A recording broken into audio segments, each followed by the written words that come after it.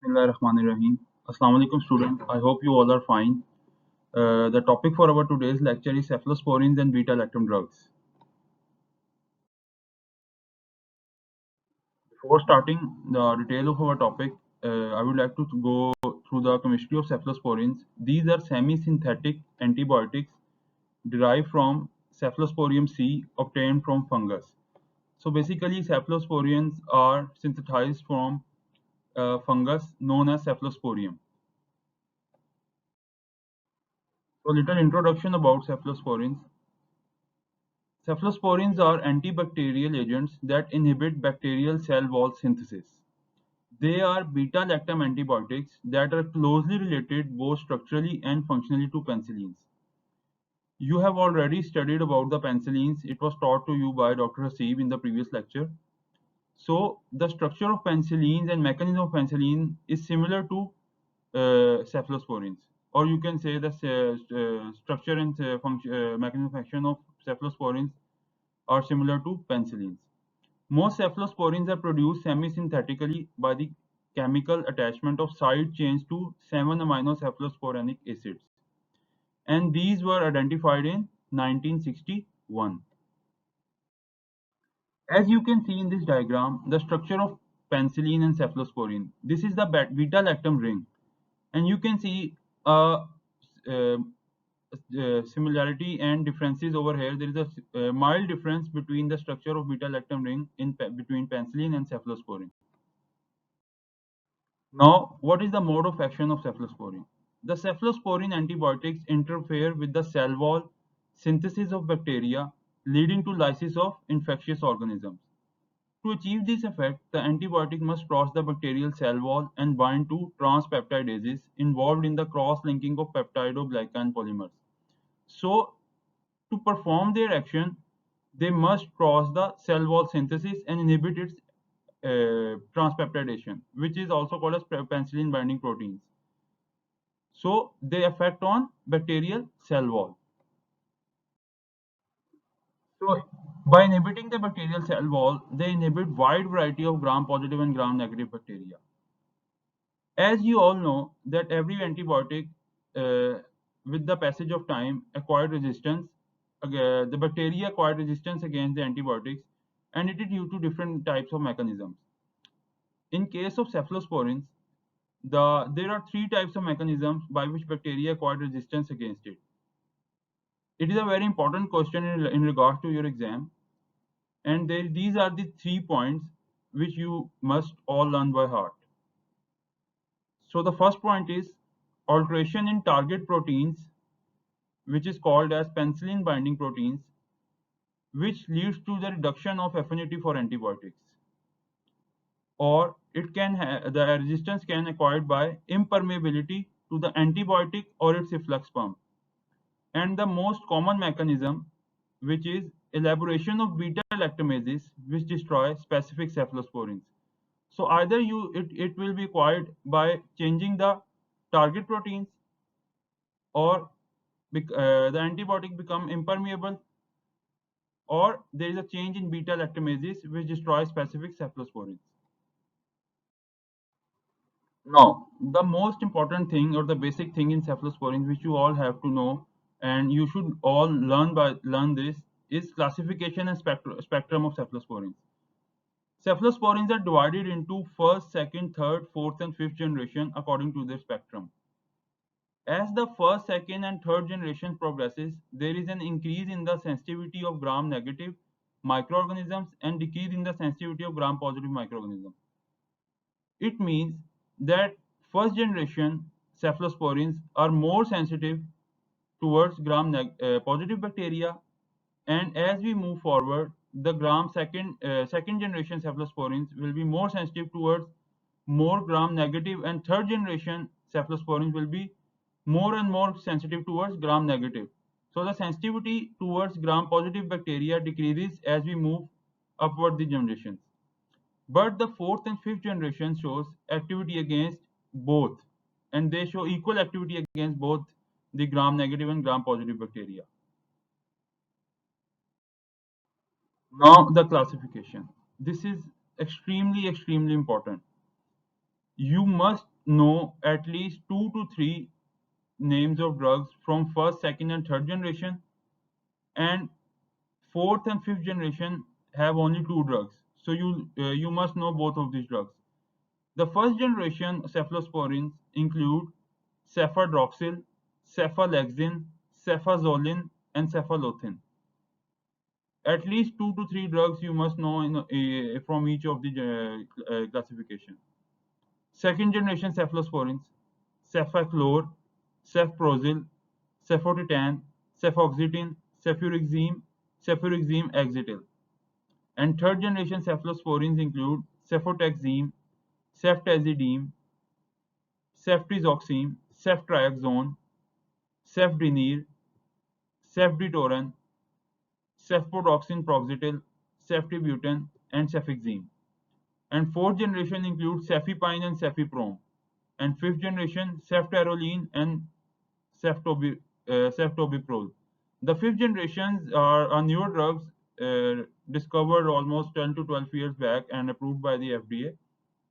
So again and again, I'm repeating and stressing on this point that you must learn this classification, and for this you must make mnemonics for it. Otherwise, you are going to mix up the drugs of different generations. Moving, we will now study pharmacokinetics and uses of different each and every generation. So the first generation, the pharmacokinetics is oral cephalosporins are generally well absorbed. It means their oral bioavailability is really good. While cefalothin intramuscular is very painful and hence it is given by intravenous route. Except for cefazolin, all the first generation cephalosporins are protein bound. They have good distribution to most tissues except in CSF. So if they can't cross the blood-brain barrier, it means we cannot use them in meningitis. And how they are eliminated from the body. Metabolism is not a major elimination path as it is primarily excreted through kidneys. And these are sensitive to beta-lactamase enzyme degradation. So the major point is they have good oral bioavailability.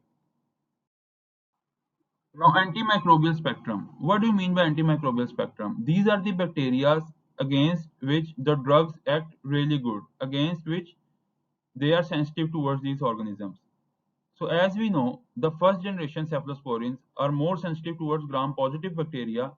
So these are the names of few bacteria which are killed by the first generation cephalosporins. Gram-positive cocci, which includes Staphylococcus aureus, Staphylococcus epidermidis, Streptococcus pneumoniae, Streptococcus pyogenes, and anaerobic streptococci. And gram-negative rods, which include Escherichia coli, Klebsiella pneumoniae, and Proteus mirabilis. You must know the name of these organisms. Now the uses. It's very important. These are used in the treatment of cellulitis, as you can see in the picture that it is the soft tissue swelling disease, and they can be used in the treatment of urinary tract infections, minor staphylococcal infections, soft tissue abscesses. Now it is a important point that cefazolin is the drug of choice for prophylaxis before cardiac surgeries and orthopedic prosthesis surgeries. Now we move on towards the second generation. In second generation, cefaclor has a very good oral bioavailability. And as we have studied and we have looked in the previous slides, that first generation cephalosporins cannot cross the blood-brain barrier. But in second generation, only one drug, which is cefurixime, it can cross the blood-brain barrier. So it can be used in the treatment for different central nervous system diseases, most importantly meningitis. In this, only cefoxitin is 80 to 90% protein bound, while others may have poor protein binding. And their intramuscular injections are also painful, so they must be given through intravenous route. And these are excreted unchanged through kidneys. So the basic point is that some of the second generation cephalosporins have good oral bioavailability and some have parenteral bioavailability. Now we will look towards the second generation antimicrobial spectrum. Now you can see that as compared to first generation, they are more sensitive towards gram-negative bacteria. The number of gram-negative bacteria is more as compared to gram-positive. The gram-positive bacteria are gram-positive cocci, which include Staphylococcus aureus, Streptococcus pneumoniae, Streptococcus pyogenes, anaerobic streptococci, and gram-negative rods includes Enterobacter aerogenes, E. coli, Haemophilus influenza, Klebsiella pneumoniae, Proteus mirabilis, and gram-negative cocci, which include Neisseria gonorrhoeae, and some anaerobic organisms against which cefoxitin and cefotitan have good coverage. Now their uses. As we have discussed, we have discussed that cefuroxime can cross blood-brain barrier, so it can be used for the treatment of meningitis. And other second generation cephalosporins are used for treatment of urinary tract infections, minor staphylococcal infections, cellulitis, soft tissue abscess. You can see that the uses of first generation and second generation cephalosporins are quite similar, except for the treatment of meningitis. Now, third generation. In third generation, cefoperazone and ceftriaxone are excreted through bile, so no dose adjustment required for renal insufficiency. It means that these two drugs are excreted via liver. So, if the patient is of renal disease, you don't need to adjust their doses. Urinary excretion is the major elimination route for other drugs, and they are highly resistant to beta lactamases, and they can also cross the blood-brain barrier, so they can use for the treatment of meningitis and some other central nervous system diseases. Again, you can look, their antimicrobial spectrum is far more sensitive towards gram-negative as compared to gram-positive. Gram-positive bacteria includes gram-positive cocci, which are Streptococcus pneumoniae, Streptococcus pyogenes, and anaerobic streptococci, while gram-negative cocci include Neisseria gonorrhoeae, Enterobacter aerogenes, E. coli, Haemophilus influenza, Klebsiella pneumoniae, Proteus mirabilis, and Pseudomonas aeruginosa. Most of the bacteria in the cephalosporin antimicrobial spectrums are similar. Now their uses are very important. The most important use is against meningitis, against gonorrhea, chancroid, common community-acquired pneumonia, Lyme disease, complicated urinary tract infections. It means those infections which cannot be treated with or which become resistant uh, against the first and second generation cephalosporins, they can be treated with third generation cephalosporins. Abdominal sepsis, septicemia, and this is in now this one is the very important point. Multi-drug resistance typhoid fever. I will stress upon again on this point, multi-drug resistant typhoid fever. You must know which drug is used for the treatment of multi-drug resistant typhoid fever. These are third generation cephalosporins. Anaerobic and hospital-acquired infections, which are also called as nosocomial infections. Pseudomonas infections, and we also use them in immunocompromised patients, which are on long-term steroids or suffering from HIV.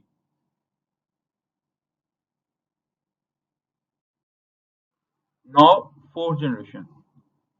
They could be given by IM and IV routes. It means they cannot be given, they do not have oral bioavailability. They can only be given by intramuscular intravenous routes. They are widely distributed in tissues and body fluids, which will accumulate in CSF. Their 80 to 85 to 90% elimination is via kidneys. And they have good affinity for transpeptidases with high resistance to beta lactamases. They have good coverage against gram-positive cocci and broad array of gram-negative bacteria, including Pseudomonas aeruginosa. Also see in their spectrum that the number of gram-positive and gram-negative bacteria are almost equal. Gram-positive includes Streptococcus pyogenes, Viridian streptococci, Streptococcus pneumoniae, and modest activity against Staph aureus, while gram-negative includes E. coli, Klebsiella pneumoniae, Proteus species, Haemophilus influenza, Neisseria species, and many other Enterobacteriaceae, but importantly you should remember Pseudomonas aeruginosa. Uses. They are used as empiric therapy in febrile neutropenia, which is a disease which is usually caused after chemotherapy, hospital-acquired pneumonia, respiratory tract infections, urinary tract infections, and bacteremia. Now fifth generation. As I have told you previously that fifth generations are newer drugs which were recently discovered and approved for use. Their antimicrobial spectrum are against methicillin sensitive Staph aureus and streptococci, and they are used for complicated skin and soft tissue infections and community-acquired pneumonia. Now I have generalized the common cephalosporin side effects. You must know these side effects, which includes hypersensitivity, hypoprothrombinemia, which can lead to bleeding, disulfiram-like reactions, diarrhea, nephrotoxicity, and hepatotoxicity. So, as we have studied that some of them are excreted through liver and some of them are excreted through nephrotoxic patients, renal patients, I mean. So, while using those drugs, you must look forward towards the renal profile and liver profile of the patient. Okay, so though that was our discussion for cephalosporins, and now we will move towards some other beta-lactam drugs. The first one in our list is monobactam. The monobactam includes monocyclic beta-lactam ring, and the drug in this class is named as aztreonam. They are similar in structure and spectrum of activity to third generation cephalosporins. But in relation to third generation cephalosporins, their activity is limited to only gram negative rods. They are not sensitive towards gram positive bacteria or anaerobes. But as we can see, the third generation cephalosporins are also sensitive towards some gram positive bacteria. They have excellent activity against Enterobacteriaceae and Pseudomonas aeruginosa.